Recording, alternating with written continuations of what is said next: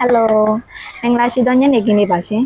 ဒီနေ့ညမှာဆိုလို့ရှိရင်တော့မေပြူတို့ရမ်းချစ်ရပါတယ်ဆိုတော့ Manchester United ရဲ့ပွဲစဉ်ကောင်းလေးရှိပါတယ်ရှင်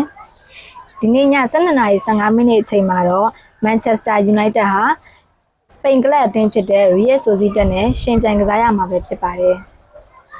ဒီနေ့ညရဲ့ပွဲစဉ်တွေအများကြီးရှိတဲ့အထက်ရမှာပေါ့နော်မေပြူကတော့ Manchester United အသင်းကိုခံမှန်းသုံးသပ်ပေးတော့မှာပဲဖြစ်ပါတယ်ခုလက်ရှိဆိုဇီတက်အသင်းက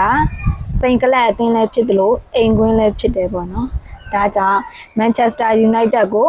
ဒီနေ့ညပေးထားတဲ့ကြေးတွေကတော့အရန်ပျော့လွန်းနေပေါ့နော်ဘယ်လိုပေးထားလဲဆိုရင်တရေပြား80ရှုံးနဲ့ကိုပေါင်းစီနှလုံးပြား90ရှုံးလို့ပေးထားတယ်ပေါ့နော်ဒီလိုပေးတယ်ဆိုတာဟာလည်းအပြစ်ပြောလို့မရဘူးပေါ့နော်ဘာဖြစ်လို့လဲဆိုလို့ရှိရင်ခုလက်ရှိရှိနေတဲ့မပြိုးလို့ချစ်တဲ့ Manchester United ကခြေစမ်းနေလဲကြတယ်ရလက်တွေကလည်းမတည်ငြိမ်ဖြစ်တဲ့အတွက်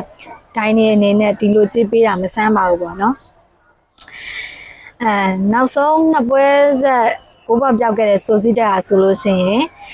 ပွဲကြီးအသင်းအနေနဲ့ရှင်ပြိုင်ကစားတဲ့အခါမှာကိုရဖို့အတွက်အမတန်ကိုရုန်းကန်ရပါတယ်ဒါကြောင့်ဒီနေ့ညနှစ်သင်းစလုံးဟာဆိုလို့ရှိရင်နှစ်သင်းစလုံးရဲ့ခြေစမ်းကလည်းကျတယ်ရလက်တွေကလည်းမတည်ငြိမ်ဖြစ်တဲ့အတွက်ဂိုးတွေကလည်းအများကြီးသွင်းဖို့မရှိတော့ဘူးလို့မသွင်းနိုင်တော့ဘူးလို့မေပြိုကတော့ထင်တယ်ပေါ့နော်ဒီနေ့ညပွဲစဉ်လေးကိုတော့မေပြိုကမန်ယူကိုအောင်လို့ခံမှန်းသုံးသပ်ပေးထားပါတယ်ရှင်ဘလို့ပဲဖြစ်နေပေါ့နော် Manchester United ကိုချစ်တဲ့ Man U ဖန်လေးတွေကတော့နိုင်လဲ Man U ရှုံးလဲ Man U ပါပဲရှင်ဒီပွဲစဉ်တွေကိုကစားခြင်းနဲ့ဆိုလို့ရှိရင်တော့မေပြို online ဘတ်တင်စာပစ်ကနေပြီးတော့ကြိုဆိုလိုက်ပါတယ်ရှင်တတာ